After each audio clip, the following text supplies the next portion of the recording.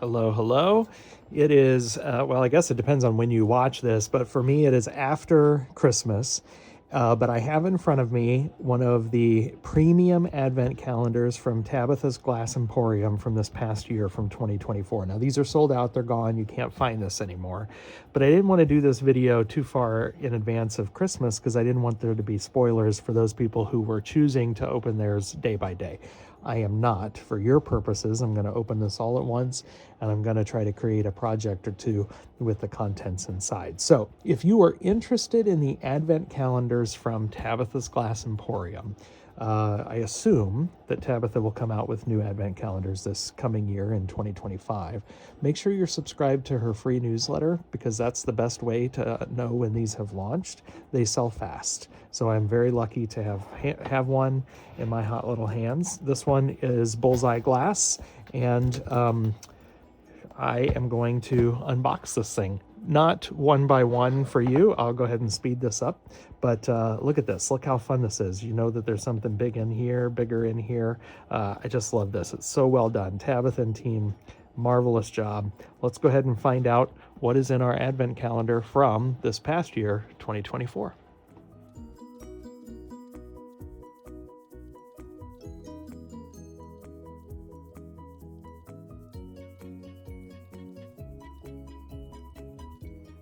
Well, here we are. How awesome is all of this stuff? And that was just fun to open. There's so many fish. There are some underwater creatures like anemones and things. You've got this amazing hand-painted whale. Hello. How gorgeous is that? And there were some just corals and all sorts of fun bits and pieces. So clearly there's a theme here with an underwater theme. So I think this begs to have a really amazing underwater piece done. And fortunately, I actually have a bunch of Tabitha's underwater stuff already, so I can add to this and embellish it. And I'm thinking about going big. So stay tuned to see what the plans are. Life got in the way. There were lots of things going on in the spring, including the Vegas Expo. And then I had surgery, and that took me out for a couple months. So anyway, I'm finally back in the studio. I'm finally working on things, and I'm dying to do this underwater piece. So here I am again. Now, I have confirmed with Tabitha. I said in the earlier piece that I assumed that they would be coming out with the advent calendars again this year, and they are. So stay tuned again to Tabitha's channels to see if you're interested in that advent calendar. There will be new ones available. Again, I'm working with the 2024 version, and this is August now of 2025, and they'll be coming out with a new one for the holidays. But let's get back to what my project is and what I intend to do. So I have this giant stand. I bought this for, it says $6 at Goodwill. I can't remember. I think I paid full price for it versus half price, but even $6 is amazing. So it's got, excuse me, it has this hinged piece back here that allows it to stand up, but it is super thick. It's kind of ornate here, and it is big. This is probably, I don't know, 18 inches across.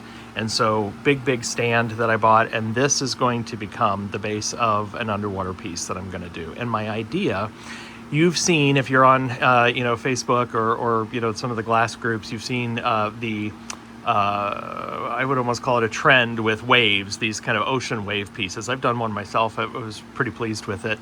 So I'm going to do some version of that, although this whole bottom half is going to be under the ocean with all the beautiful pieces that Tabitha sent me. And then, we'll have the top of the water and have a cresting kind of part. So you will see the underwater scene in addition to, the water at the top. That's my vision for this anyway. We'll see how it works. I don't know how much of the full process I'm going to show because we'll just see. I got some glass to cut. I'm going to start with that. I'm going to start with glass selection and cutting some glass and then kind of start to build it from there. But this is the plan. Here we go. All right. So I have cut a piece of glass, just clear Tecta, Bullseye's Tecta. And it wasn't tall enough to make a complete circle, which is fine because I'm going to do a wave kind of thing at the top here anyway. So what my intentions are is to kind of cut, kind of a natural watery edge to this. This bottom part will be circular.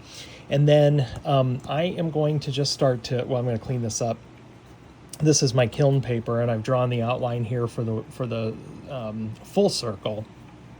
So once I cut this down, then I know kind of how, if I want this to still have kind of a circular look, then I know how to do my wave. I have a variety of scrap glass from past buyouts. I was taking a guess at what some of this is, so I wrote some numbers on here. 2416 with a question mark. This is 1394, I think. But it's just pretty. It's watery blue, streaky of some sort. And so I'm just going to cut this into organic shapes. And I'm going to, and this one, which is darker. This one's a little bit darker, still has some nice wispiness to it. But I am going to just cut these into shapes. Lots of swirls and whatever, and build this up. It's going to be 3, maybe even 4 layers in some cases. I may do some frit. I don't know yet. I'm just going to play with this. First, I'm going to cut this part off the top, though. And then some of this will become part of my waves. I might do, you know, some other colors. I might grab some other scrap, do a little light aquamarine, I think could be pretty. So I'm going to go into my blue scrap bin and just see. And I'm just going to make flowing water, basically. And then I will do, once I feel like that's ready, I'll do a full fuse on the base piece of glass, and then we'll come back in and add the embellishments, the Murrini, the coral, you know, different things like that. So I am going to begin to build. This is going to take me a while. I'm probably not going to film it because frankly my setup just doesn't allow much for that, but I'm going to go ahead and get started, and then we'll see what it looks like when it comes out.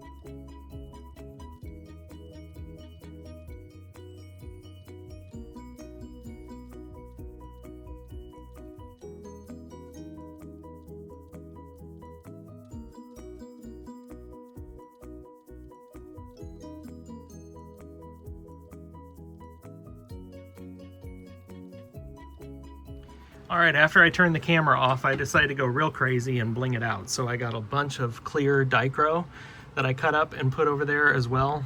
And that's just, that's some copper carbonate trapped inside the cutoffs from my circle. I'll just make some bubble pieces with that later. So I figured since I got a full fuse going in and I had some scrap, might as well take good advantage of it. But here you go. So lots of Dichro, should be fun. I'm eager to see this once it's full fused. I put some copper carbonate bubble pieces that I had already made on there, so those should look cool. This is going to be a full fuse, and so I'm going to go 1475 for, I don't know, I may hold it for a good 30 minutes or so because I'd like to get this as flat and fused as possible. I'm sure it'll distort a little bit, but that's okay because I've got some flex with that framing or the way that stand is.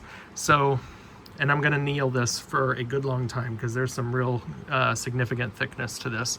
I always post the video notes, or in the video notes, my schedules. So after I turn off the camera, I'm going to sit down and think about my schedule and get this thing fired. I can't wait to see how all the colors marry together and how the Dichro looks. And then we will start to build out the real art, which is Tabitha's Murrini on top of this. Okay, hello. So this has come out of the kiln. I'm very happy with it. And I am going to now start to build on it. And I'm going to keep this, I'm going to do more wave, and I'm going to use a lot of frit, and that's going to make a mess, and it's going to be difficult to transport over to the kiln. So I'm going to build this first part, the underwater scene here on my workbench underneath the camera, and you'll see me do that. Then I'm going to move it over to the kiln to finish it out, to finish out the wave part and add the foam, the frit and stuff to kind of finish it out. Because I'd like to hope that there's just one more firing here and then I'll be done. So let me explain to you a few of the things that I'm going to be doing. I did cut some more glass. I have this clear that has an irid surface on it. It's I think a silver irid, and so I've cut just some curvy pieces. I may cut these down yet again more. This one is the amazing bullseye rolled edge of that piece. And so I'm going to add more texture. I love texture on glass.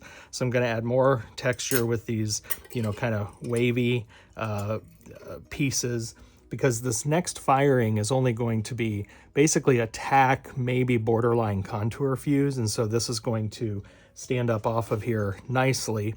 And I'm going to start to add now the elements that all came from my Tabitha's advent calendar. So I don't know that I'm going to use all of this, and I actually have a whole other batch of Tabitha's underwater pieces, so I may embellish with some from my stash over yonder. I don't know that I'll use all of this. And then I even have some pieces that I'd fired before, like this, that looks kind of cool, like little coral. So I may add some of my own pieces to this. I've got some frit that looks like sand, so I'm going to do a frit mix at the bottom. And then I have cut other pieces of glass just to kind of fill in with this. And so I'm going to go ahead and get started here. And again, you'll see it here at the workbench. Then I will eventually move camera angles and move over to the kiln where I will finish building this out. And I'll show it all to you before I fire it. Okay, I know you're going to ask, so let me go ahead and just show this to you. So this is a beach sand frit mix that comes from the Glass Underground, shoptheunderground.com, and I love the way this looks like sand when it's done, beach sand. And so I have put some in a cup here, and then I just wet it with hairspray. So I'm making basically like a slurry, icy, you know, kind of slushy, I meant to say, like a slushy consistency. And I'm going to place it. This might be off camera for you. Let's try this. I'm going to place it down at the bottom here where sand would be. And by doing it this way, it's going to harden and kind of stay in place, and I don't have it moving around all over on me. So just a tip or an idea for you. It also allows you to get maybe a little bit more texture to it. So you just put it on here and kind of smooth it out a little bit. I may not have enough here. I may have to mix up some more, but just gives you a sense of what it is that I'm doing, because I knew you were going to wonder and thought I'd go ahead and stop the quick time lapse and show you this portion of the process.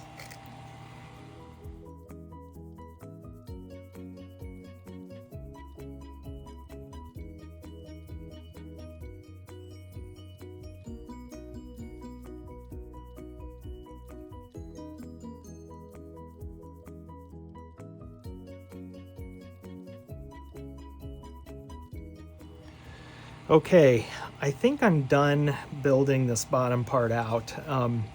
I used virtually everything that came out of the advent calendar, and then I started to supplement with my own because I really wanted to fill this guy up. And so I had lots of pieces from previous Tabitha orders as well. So I filled it up and put a lot of life, a lot of movement, a lot of energy in this. What I'm going to do, you saw me drip a little bit of hairspray under these pieces to try to get them to stay still. I got a small fan here running. And then I am going to dust this with clear powder. And then I'm going to carry it over and put it on my shelf and start to build out the top of the wave. There's no fish or any life in the top of the wave. That's all going to be just glass. So I'm going to go ahead and finish this portion up. And then I'll take it over to the kiln and we'll keep working. All right, so what I did was I used a variety of different colored frit, all coarse frit. I had some deep sky blue, some turquoise, some light aquamarine, and I did a little slurry with those. I just used some blue glass tack gel and kind of put it all together so that it doesn't bounce all over. And so I mixed that and put some blue crushed frit in here. It was all coarse frit. Then I went back to the same cup and put in a little bit of opalescent white, a little bit of clear coarse frit, and then a whole lot of opaline coarse frit. And that was my my 3-part mixture that I then also put blue glass tack and made a slurry, and then you see that's piled up here on top. So that's it. I think I'm going to just fire this and see how it turns out. Hopefully I get a nice kind of foamy look to this. You see how I was able to kind of complete the circle a little bit more, and we're going to fire it. So I got to go real slow on this because there's lots of layers from the very first firing, so I don't want to go too fast and shock the glass. And then I'm going to go up. So I'm going to sit down and write my schedule. I'm thinking I'm going to go about 150 an hour. So again, real slow to about 1100. Do a bubble squeeze from 1100 to 1225. Then I'm going to go up to about 1400, I think, to fire this. And I'm only going to hold it for about 10 minutes. Yeah, I think 1400 for 10, as a matter of fact, 1400 for 5 minutes. I think I'm just going to go 14 for 5. Then I'm going to come back down and anneal, and I got to anneal this forever because there's so many layers and so much complexity, and it's not a full fuse. So my anneal schedule is going to be, I don't know, I might go 8 hours on anneal just to be extra conservative, and then I'll slowly go down from there. So, 25 degrees an hour, that type of thing. So there are resources out there from Bullseye for how to anneal thick slabs, and this would be considered a thick slab given all the dimension that's in here. So it's going to be in the kiln for a good long time. Let's see what it looks like when it comes out. All right, so this firing looks great. I am so happy with how this turned out.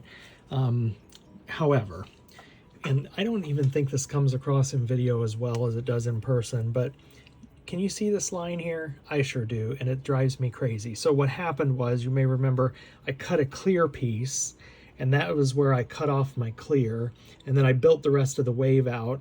And what's happened is that clear dilutes the color just enough that you can see that line, and it's driving me nuts. And I wish I had noticed that before, because I don't want to fire this again. I'm actually really happy with how this turned out. I don't want any additional heat work down here, but I'm going to see that every time I look at this, and it's going to drive me crazy. So the way in which I'm going to fix it is I'm going to add more frit, and I'm just going to build this out further down here to cover up that line. I'm not going to film all of that, but I'm going to go ahead and mix up some of my frit again, but I am happy with how that turned out. But I'm going to mix some of that up and add more here and do another firing. And I'm going to try to keep the heat work a little as minimal as I can, because I really liked all of the definition and detail I got here across the fish and all of the sea life. And I'm loving the overall look of this, but I'm not loving that. And I just know, you know how it is as an artist. You're going to see it over and over again. So I'm going to fix it and fire it again. Okay, so I went ahead and added some additional crushed up frit, mostly blues. I did not add a ton of white. And then here is the finished piece. So I'm pleased with that firing. That hid that area well. I just love how this turned out. Now, depending on when you're watching this video, Tabitha is doing advent calendars again, and I believe they're big enough that they qualify for FedEx shipping, so you can get them in the United States in spite of the tariff issues that are going on right now. Oh, look at this little jellyfish. He glows in the dark. Isn't he fun? So anyway, if you are interested in getting an advent calendar, it is not underwater theme this year, but go ahead and check out Tabitha's Emporium.com, and you can get that. Loved how this piece turned out. I'm really happy with it. I don't know where it's going to sit in my house longer term, but right now it's got a spot front and center in our foyer where I absolutely love it. Thank you, Tabitha and team, for all your amazing creations. Catch you later. Bye-bye.